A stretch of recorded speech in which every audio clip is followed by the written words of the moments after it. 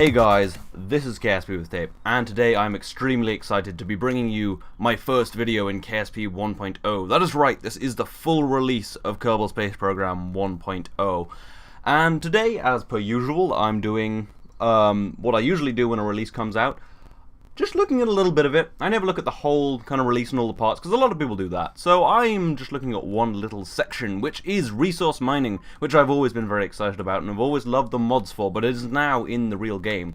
And more specifically, I will be mining an asteroid, hopefully, today. So yeah, that's basically what I'm doing. So I'm just going to get in the air. I have actually done a video similar to this in the past. Oh, but before that, look at that. Look at that beautiful smoke coming out the sides of the... I wonder if that scales for the size of the rocket, but god, that's actually one of the things I've wanted for a long time. Oh, and look out! There's lots of nice little things, like this nav ball is translucent. You can see through it, look, you can see the launch pad below, and you can see the smoke trail. That is a nice touch. But yeah, you'll notice I'm using fairings, and these are stock fairings for once in my life. It's a stock fairing, but I have actually, yeah, as I was saying, I have actually done a video similar to this before, where I used a mod called Carbonite to go and mine asteroids. Although I think it was a very specific add-on to Carbonite. I've forgotten the exact name. And I need to throttle down because I'm accelerating rather fast in this new atmosphere. Pretty crazy new atmosphere. It's not quite like Ferrum, actually. Which is nice, because Ferrum Aerospace is very, very realistic. And say, like, if you turn over too much to one side and it's, like, out of your prograde marker, you'll flip out and you'll lose your rocket, and that kind of sucks, and it's very difficult to fly in Ferrum if you don't have any experience. So I'm actually very glad that they've kind of laid back a little bit on that, because I can tip over like you normally would in KSP. And look, I'm not flipping out, and that's good, because when you first play KSP, you don't want to be flipping out every time you tip over. I think it is making me a little unstable, which is good, but it is quite nice. I do like this new atmospheric model. It's just, it's how I would have done it if I was making this game, actually. It always seems to be that when there's an update in Kerbal Space Program, it always seems to be the kind of thing that's exactly what I would have done. Well, sometimes it's not like that, but yeah, I'm very pleased with this update. They've done everything I wanted, basically. In fairness, back when I started, it was a pretty full game, 0.19. I would have been happy there, but still, it's nice that they've updated it enough to be a really full game. And one of the things I really do like is you'll see my mouse looks different to a normal mouse, and when I click it goes green, when I right click it dims. That's just a little add-on now, where we have a custom mouse. It looks really nice. It's just a lot of extra little things. Everything's fantastic. I cannot praise Kerbal Space Program like highly enough. It sounds a little crazy to say changed my life, but it probably has, because well, it's taught me a crazy amount about, obviously, you know, how space travel works, how orbital mechanics works. I had no idea, actually. Well, it's got that warning. I've never had that. I haven't had that in a long time. But yeah, it's taught me pretty much everything I know about, you know, the science of space travel and how it actually works. Before, I'll admit, I knew basically nothing about it. I was like, you get in the shuttle and go upwards. But yeah, it's taught me a lot of stuff. So, yeah, very excited for this. And you'll notice I have Valentina Kerman, because we finally have a female Kerbal. I left Bob on the ground, because we've got an engineer and 2 pilots. We don't need a scientist. We're just, you know, we're just fuel miners. We're just mining a bit of fuel. We don't need... Oh, look at that shake. Oh, I haven't noticed the camera shake yet. Oh, that is sexy. Is it in the... Oh, it's in here as well. Oh, I didn't even notice that. I completely forgot that was a feature. This is just a brilliant update. Anyway, let's watch the fairings separate. These are the most Kerbal-y fairings ever. Look how unelegant that was. I love... Okay, it does separate quite well, but it looks kind of unelegant, and that's not a jab at the game. I think that's perfect. I like how it looks kind of a bit... I don't know, it's just, yeah, like I said, not particularly elegant. And Kerbal, when you fly in Kerbal, you're not being elegant unless you're really good. You're like Bob Fitch or something. But you're not being elegant, and the fairings aren't elegant. Although that did look quite nice when they separated. But yeah, this is my miner.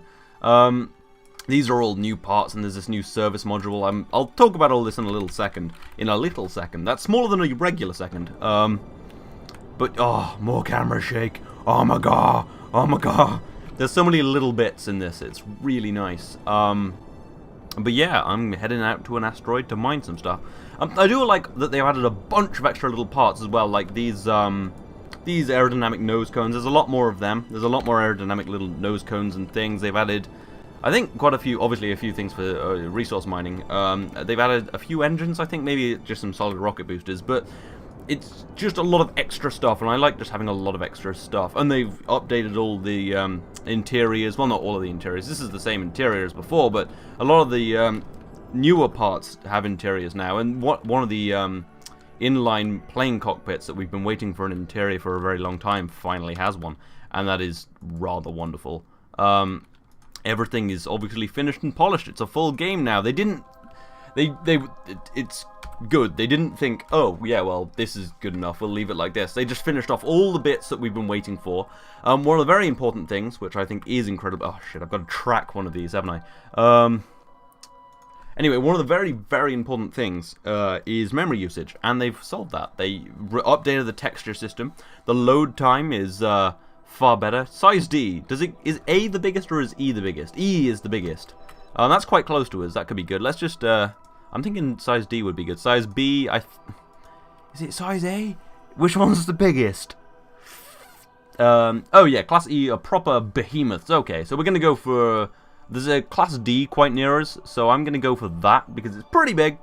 And yeah, Class D are quite large. Expect them to be smaller than 12 meters in radius and up to 18 meters. No smaller than 12 meters. They are very heavy products to move around. Well, we're not moving them around. We're just going to go and get it, some stuff from it, some fuel. I'm hoping, if I do understand how asteroid mining works. I hope it doesn't have to be a size E. That'd be a slap in the face.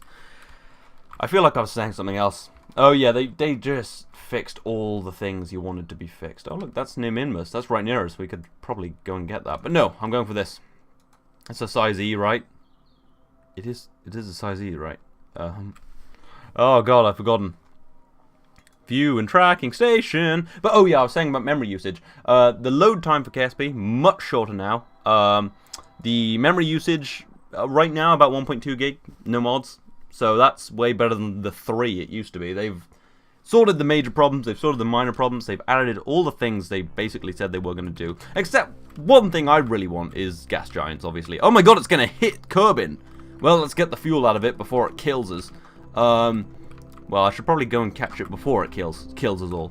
Yeah, what was I saying? Yeah, they basically just added all the things they've always wanted to add, except a few things that I kind of wanted. Gas giants, some extra gas giants. I know that's pretty crazy, but I think it's possible now.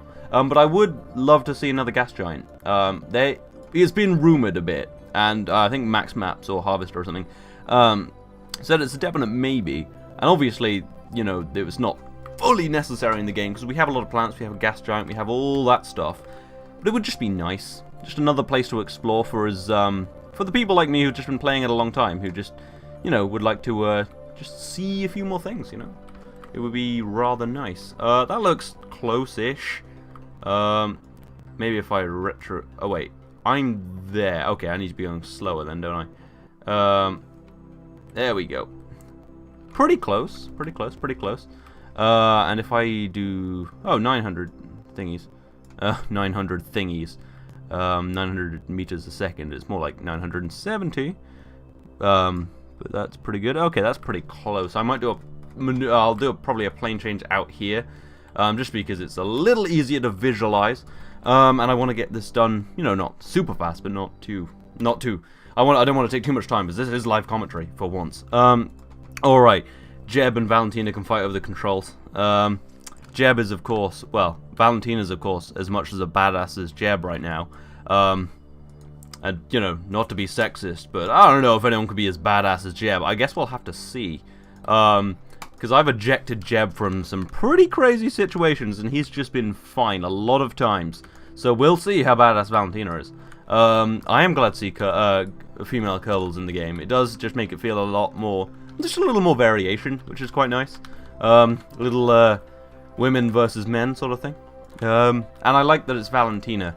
Because, like, Valentina, oh, I can't believe I've forgotten her second name, but the first woman in space who was a Russian woman named Valentina. Why have I forgotten her name? Well, I don't know. I hear a lot of things every day. I forget some things. Forgive me. But yeah, it's nice. It's nice to see that in the game as well. No clouds in the game yet, but you know, that's the thing you can add with mods. But I'd love to see clouds eventually. Okay, we're almost at the node. I should have used warp here, demonstrated that, but yeah. And also reentry heating, pretty cool thing. I'm not coming back because, well, this has no heat shield, and I think I'd probably die. Although I can get it through without a heat shield. I haven't actually tested out the heating yet, but I imagine I can, because I'm gonna have to, because I've got a lot of planes I gotta bring back in my other series. If you are one of my regulars, you'll probably be expecting KSP A New World tomorrow. That might not happen, because I'm recording this, and I kind of want to see if I can migrate it over and stuff, and if I can't migrate it over, I'll probably still just keep playing that series in beta, but, ooh, I went too far.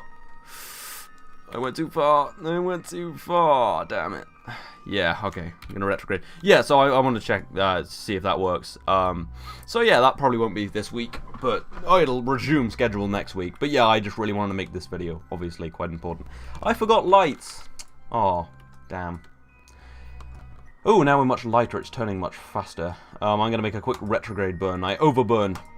I did bring way too much fuel. I've got this whole nuclear stage here after, the top stage is burned out. I just really didn't want to fail, basically. Because it's better to look kind of like you're bad at building rockets than to look arrogant and fail at building your rocket. Ooh, well, fail at, you know, reaching your destination. Yeah, well, we're gonna get there. Alright, I'm gonna warp out of this, the Kerbal system, and go and make some plane changes and such. But we are on our way. No, they're gonna be in space for a long time with just that pod, so, you know, they better get all cozy in there. So, yeah. But anyway, let's leave Kerbal behind. And never come back. Actually, probably never will come back, because that's not in the mission plan, boys! Alright, luckily we do have loads of fuel, because I need to make a pretty serious plane change maneuver. I'm kind of guessing right now, as I am known to do. Then I reckon retrograde? Yeah, I need to go retrograde because I'm going to be in front of my target, and because it's on the same side, our intersect is on, like, just a little bit in front of us, it's better to be going slower right now. Whereas in the longer term, you want to be going faster. Say I wanted to rendezvous back here, behind me, and I wanted to slow down relative to my target, I'd actually accelerate so that my orbit would take longer, so I would arrive later, which would hopefully put me on line with my target. A little bit of a orbital mechanics lesson for you there. I wonder if people watching this are new to the game. Possibly. And if you are new, then welcome. I wonder if some people will be waiting for the release, the full release to, you know, get it. Because I kind of got the feeling that that KSP had peaked a bit in its kind of, you know, its sales and stuff, just because, like, when I got it, it was like one of the biggest games on Steam, and that's why I got it. I was like, oh, that looks awesome. Actually, no, I got KSP because I've mentioned this a bunch of times, but the reason I bought KSP was I was looking at the videos, I was like, this looks pretty cool, I could get into this, and then I was like, I don't know, 20 quid, I could buy something else, and then it's flipped to rovers on the moon, and I was like, and then I bought the game because that looked awesome as hell. But yeah, I mean, I imagine some people will be waiting for this, and I think it's having some pretty serious praise today from some pretty big media outlets, because, well, it should. I mean, it's first off, an amazing game. Second off, incredibly educational. I've learned more from this than I have at A-level physics, I have to say. That's not completely true, but I have learned insane amount from this, and it's very practical. And the thing is, when people make educational games and they're like, oh, yeah, we're going to make this educational, they fucking suck. I mean, you know this. You've probably played educational games in the past, and 90% of the time, they suck because they're a lesson. This is like, you know what's fun? Space. You know what they'll probably learn from this? How to do space stuff. Because, well, you know what? It's just, if you're going to be flying through space, you're going to learn how to do it. So it's a great way of learning, because they made a fun game, and it just happened to be about something that was, you know, could be very educational. So yeah, I think they nailed this. But yeah. Getting too nostalgic. Okay. Little worried that when I eject these casings, they're going to break my engines. That's what I was afraid of. Do I carry on or do I quick load? I'm going to quick load. I don't have time to be doing this. Okay. My recording just stopped there. And I thought I hadn't recorded any of that. And I was... Oh, yeah. So what you missed, basically, was just like a few seconds of me... I assume just doing a little more burn to get closer. Basically, yeah, the recording stopped. I thought I hadn't been recording at all, and I almost cried. Pretty much. Because I don't have long to record this. I need to get this done. But yeah, anyway, we're coming in pretty close now. Just get a little closer. Yeah, looking actually pretty good. We're a few thousand kilometers. Cut the engines a little. Oh, that was it. 2,000 kilometers. Alright, let's get a little closer. I've completely forgotten what I was talking about before. I'm too panicked.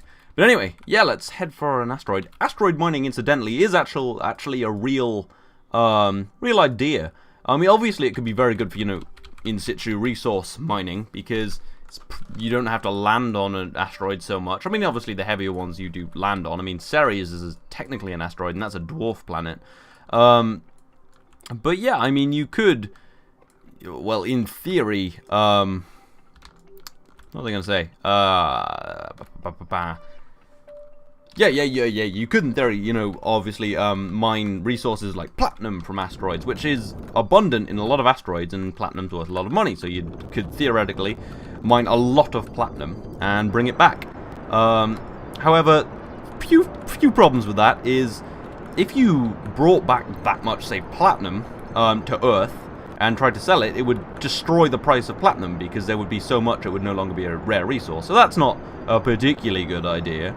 In addition, right now, the price of space travel is so expensive that it's impossible to profit off it. I mean, if you were basically, say, like going to Mars to mine resources, or probably even an asteroid, if you went there to mine resources and you were mining crack cocaine, you probably still wouldn't make a profit bringing it back, because it costs so much to send stuff. But say you were able to reuse a rocket, or I don't know, landing it on a barge in the ocean, as as some of the most awesome people in the world are trying to do right now. Actually, tonight there's a Spacex launch. However, it will not be landing its rocket, because it's going to geosynchronous orbit, not geostationary, I don't think. Or might be geostationary, because geostationary requires an equatorial orbit, and I don't think you can actually do that from Cape Canaveral. I think it has to be fairly inclined, because Cape Canaveral's off the equator.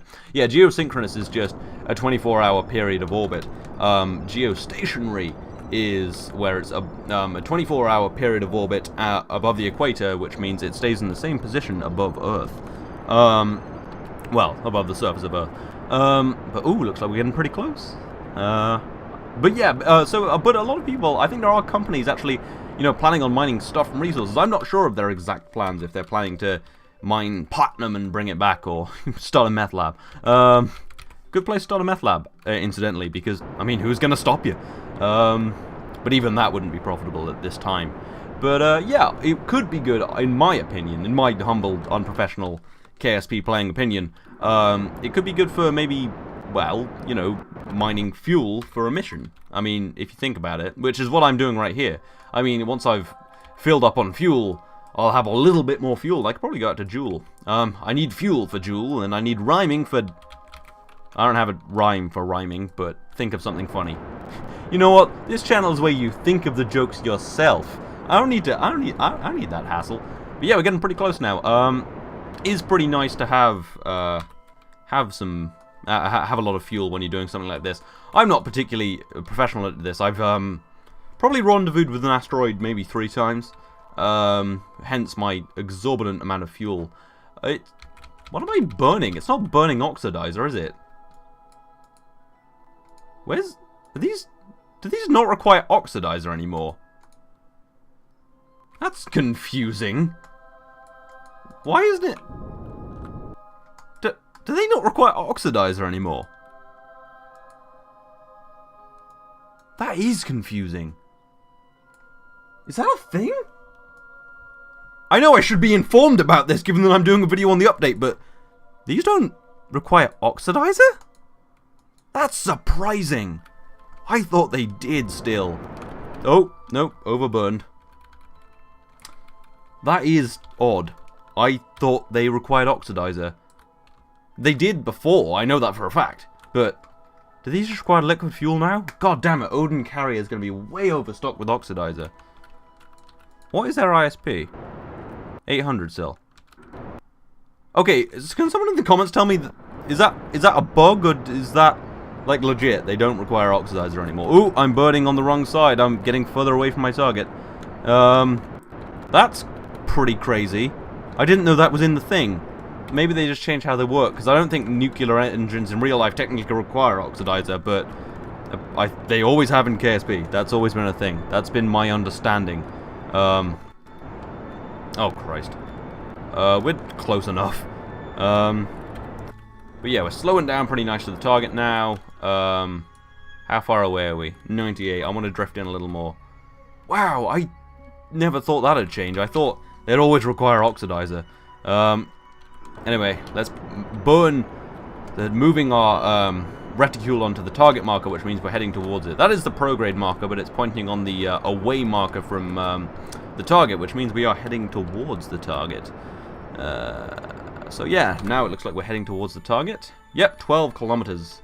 We'll need to get a little closer than that, given that it's not 12 kilometers across. Whereas if it was Ceres, we would be much, much closer.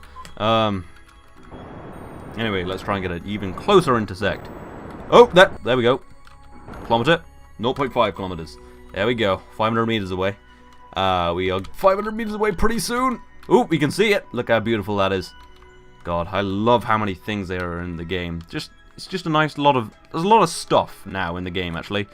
Because it's, you know, there's career mode and sandbox and asteroids and planets and just fuel mining and science gaining and just so many things to do. Just money laundering. Money earning, not money laundering. I don't think laundering is in the game yet. There's one of the guys at the administration building's like, Tommy Vassetti, I'll launder your money. Just an Italian guy in like a suit. Just kind of looks absolutely mafia-y. That'll be great. Ooh, the middle engine's about to burn out. Whoa! These have heated up. I didn't realize the fuel tank's heated up now. That's awesome. Whoa! Of course they heat up, because they've got the whole heating system. I didn't... Oh, man, that's awesome! I did not expect that to be a thing. There's just so much I didn't expect. Like, I'm going into this pretty much fresh as well. This isn't the first time me playing this. I'm not in the media group or anything. But, oh my god, that's pretty crazy. If you're wondering where my monopropellant is, some of it is in the command pod, obviously, and some of it is in this nice little service bay. Right, damn it, right here. Right here. Right now. Anyway, let's point ourselves at the asteroid. I feel like I was saying something else, but so many surprises. Nuclear engines don't require oxidizer. These fuel tanks heat up. Mind is blown.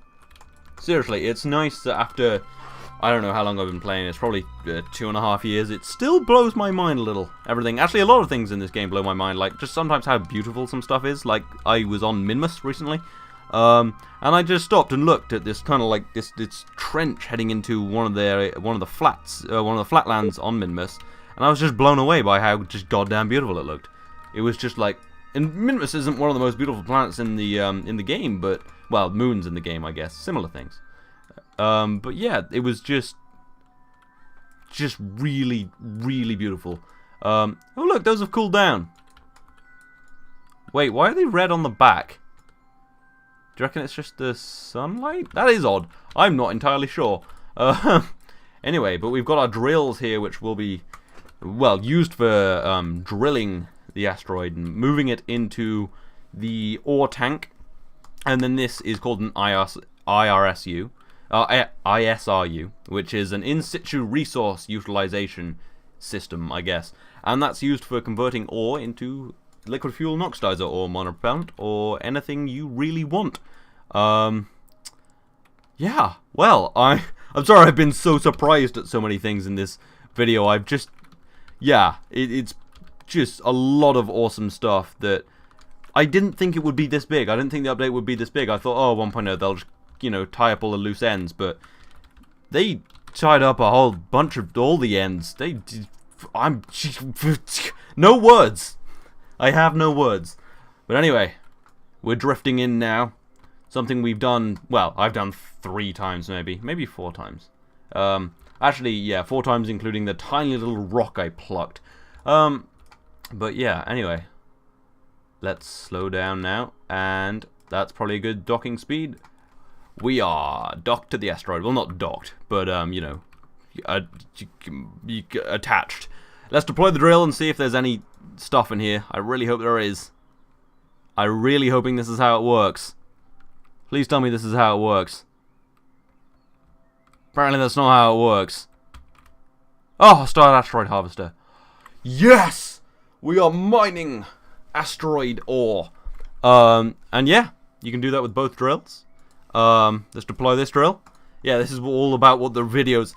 Basically, this video is about half an hour of me going, oh my god! And then, like, 3 minutes of me going, and this is how you mine asteroids. So yeah, you deploy the drill using that, and then you click Start Asteroid Harvester, and you start gaining ore, which will go into this tank. Look how nice these drills look. They look really good at the end. They're all, like, smooshed. But this is actually a really good way of moving asteroids. Oh, look, you can see I'm depleting its mass and depleting its resources. Oh, that's interesting. I've already taken 13% of its resources, apparently. So yeah, you can actually deplete these of resources, but it's an interesting way of bringing them back to Kerbin. Because, you know, when you get out there, you're like, oh, damn, I don't have enough fuel. Just get the fuel from the asteroid, and it makes it lighter. This is economics 101. I'm going to make some asteroid ships. I've got some very cool ideas. But yeah, now we've got a bunch of ore in this ore tank, which looks beautiful, I must say. We go into this ISRU, and we're like, what do we want? We need liquid fuel, because we don't need oxidizer anymore, apparently.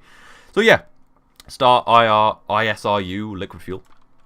And that should produce liquid fuel. Yeah, look up here. That's a little bit of liquid fuel. And we're running out of electric charge, so we can stop one of these drills. Retract drill. Yeah, look how nice that looks. All, like, rusted up and a bit smashed up.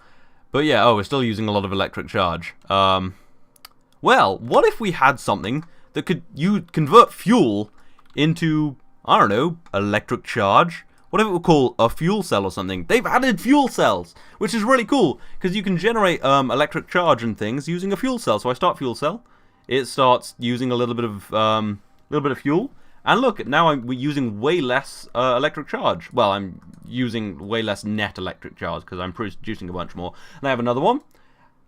We start that one up, and I'm still using too much electric charge, and there's very little I can do about that. I mean, other than turning this so my solar panels are actually useful. But who wants to turn it so they're useful? But yeah, so that's still producing like a bunch of fuel. So, and when you time warp, still produces fuel. So yeah, we're still just producing fuel, and we can time warp for ages. We can actually leave this on the surface, go do something else, come back, and you know, it would be all fueled up. But anyway, I'm thinking we should probably end this video by stopping this killer asteroid using its own fuel. We're fighting fire with, well, its own fire. So I'm going to stop this fuel cell because we're going to need this fuel from now on. Might as well turn the rest of this ore. I've got too much ore now. So I'm going to leave that burning.